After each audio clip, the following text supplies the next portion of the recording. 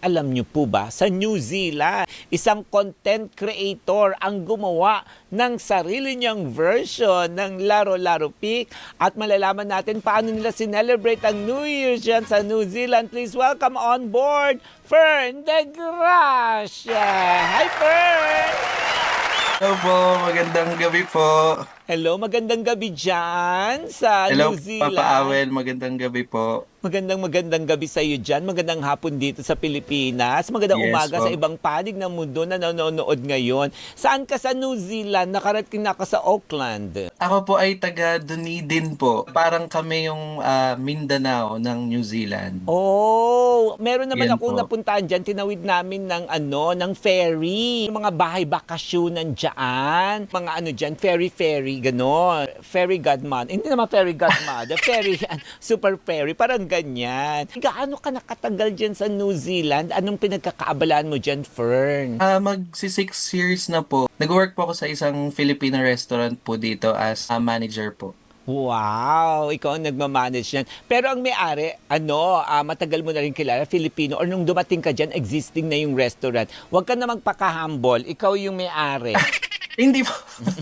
Doon na po ako nag-start mag-intern, Very nag-work placement. Nung student pa lang po ako, nung naka-graduate na po, doon na lang din po ako nag-apply sa kanila. Bago natin puntuhin yung kwento natin ng Laro-Laro Pig and how you celebrated Christmas and New Year's dyan sa New Zealand, kasama mo na ba ang pamilya mo dyan? Kasi may mga pinapakita tayong picture dito. Ay, yes. Ayan po ay mami ko po. So Ayun. mainly siya po talaga ang nagdala po sa akin dito sa New Zealand. Ayun si Mami. Sa And isa-isahin then- natin. So yung iba po nakahinga na, Mami po pala yung katabi. Ganun. Medyo, papunta na tayo doon sa tanong na yon kasi may mga, oy, ang gwapo, ganon, oy, ganon. Oy, bet si Kuya, oy, pwede si Fern, ganon. O, una, Mami po ang katabi, kaya safe na po yung ibang mga nagtanong dyan. O, tapos mga kapamilya yan, di ba? Paano ka nakapunta dyan sa New Zealand bukod sa pagkuha sa'yo ni Mami? Dahil lahat na ba ng family members mo nandyan? Wala po, kaming dalawa lang po ng mami ko. Kung paano po ako nakapuntang New Zealand, sobrang unexpected po kasi Oh.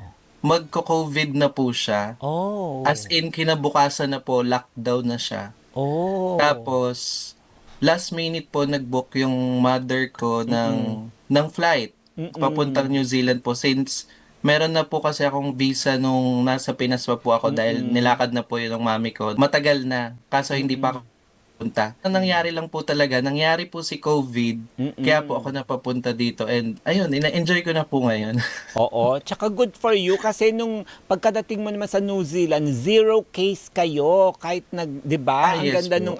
nung pagmamanage niyo. Isa kayo sa unang nabalita na 0 case ng COVID. Yun, kaya ang ganda. Tsaka 'di ba diyan sa New Zealand, 0 case din yan ng ahas. Walang snake diyan, 'di ba? Wala po. Oo. Yes po, wala pong ahas. Oo. Yes po. Pakikwento nga yung trivia na yan. Bakit? Yun ba ang naging dahilan din? Hindi, syempre malayo na na kaya 0 case ng COVID dahil ibinalita yung 0 case talaga ng ahas dahil bawal dyan magdala ng ahas at wala talagang ahas sa isla, sa bansa. Tama? May mga balita po na merong nakakalusot na mga ahas po pero namamatay po sila dahil sa lamig po. Di po talaga sila para dito. Tsaka baka may nakalagay dun sa mga borders ninyo, bawal ang ahas dito. Ganon. Kaya hindi na sila nagtangka na pumunta dyan, di ba, Fern? O mabuti kasama mo dyan ang mom mo, tsaka ibang family members, hindi mo rin na-miss yung saya ng pagdiriwang ng Pasko sa Pilipinas. Actually, nami-miss po pero parang ngayon po kasi sanay na ako. Kasi usually po, nakikiselebrate lang kami sa mga friends po namin. Kasi kaming dalawa nga lang po. Ayun po, mabubuti naman po kasi yung mga Pilipino po dito na nakakilala namin. Nakikikain kami sa kanila, invite nila kami. Ganun po. Correct. Tama nga, ganun din yung mga naging yung pamamaraan ng ibang mga Pinoy all over the Opo. world.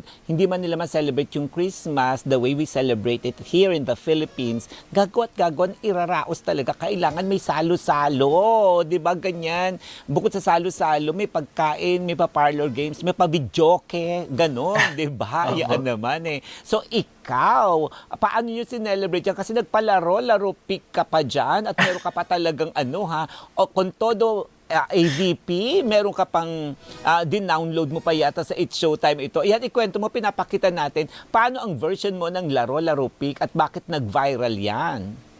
Ah, actually, ang nakaisip po talaga niyan kasi lahat po kaming mga kasama po doon na Pinoy. Shoutout po sa mga Rogel fam po. Mahilig po kami manood ng Showtime. So, naisip namin, bakit hindi siya gawing laro sa Mm-mm. Christmas party at year-end party nga po namin. Agad-agad po nakaisip si Kuya Jed Maralit po. Kasi kami din, naglaro-laro kami. Ay, teka, sumasayaw ang Fern. O, nakikita na ang Fern. May pakending na rin ang Fern at may pakanan, kanan, kaliwa, baba, baba, baba. O, may pababa, baba, yan. O, pagkatapos maisayaw yung laro-laro pick na kanan, kaliwa, gitna, pababa, baba, bakit may mga baso? Ay, umiikot pa kayo. O, kwento mo nga kung ano yung nakikita mo dyan. So kasi po 'di ba sa Showtime po, yung round 1 nila yung Yes, Illuminate, yes. Eliminate. Yes. Ano po siya, 'di ba umiilaw po yung sahig. Tama. So ang naisip po ni Kuya Jed, yung host po, sino yung may laman na baso ang ma-out sa first round. Witty,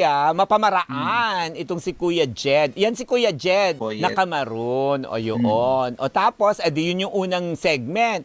O, kung ano yung may laman, tanggal. Ilan kagad na natanggal sa inyo? Tatlo po, kasama Oo. na po ako. So naging videographer na lang po talaga ako the whole game.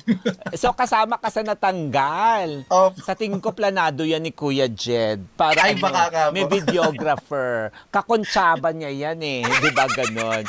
O pagkatapos ng second, ano naman yung second round? Yung second round naman po yung category game, it's giving po yung tawag. Ginawa naman po namin dong question is magbigay ng mga suburb dito sa New Zealand po. Dito po sa Dunedin, dito po sa lugar po namin. Yun. O paano yung nanalo? Anong naging premyo nung panalo? Hindi po siya nanalo sa Oo. ending. Oo. Ang ginawa po, yung Magkano yung pinaraffle jackpot? po, Magkano yung jackpot? 100 New Zealand dollars. Oh, malaki din yun na. Magkano sa pesos Opo. yun? Magkano Ano sa po? Sorry. pesos siya? Siguro po nasa 3,000 po. 3,000 Ganun po. plus. Correct. Malaki Around na rin that. po talaga. Opo. Correct. Oo naman, no? Tsaka manalo ka ba sa raffle? Ang saya ng inyong laro pick, di ba? Opo. Talagang pinaglaruan nyo naging masaya ang inyong Pasko at bagong taon, di ba? Sobrang nakakatulong din po yung Showtime po talaga sa mga kaming nasa ibang sa po. Nagbibigay saya po talaga. Of course naman, kapamilya forever. Ayun. Naku, bukod sa patok na laro pick, New Zealand version ni Kuya Jed at ni Fern de Gracia, malalaman naman natin ano pa yung ibang content na ginagawa ni Fern kung bakit namamayagpag din dyan sa New Zealand. More chika, more fun. Hindi na to laro pick ha. Let's pick kung ano talaga ang content ni Fern sa pagbabalik ng Travel ni Awel. Kapit na ng mahigpit sa Travel ni Awel.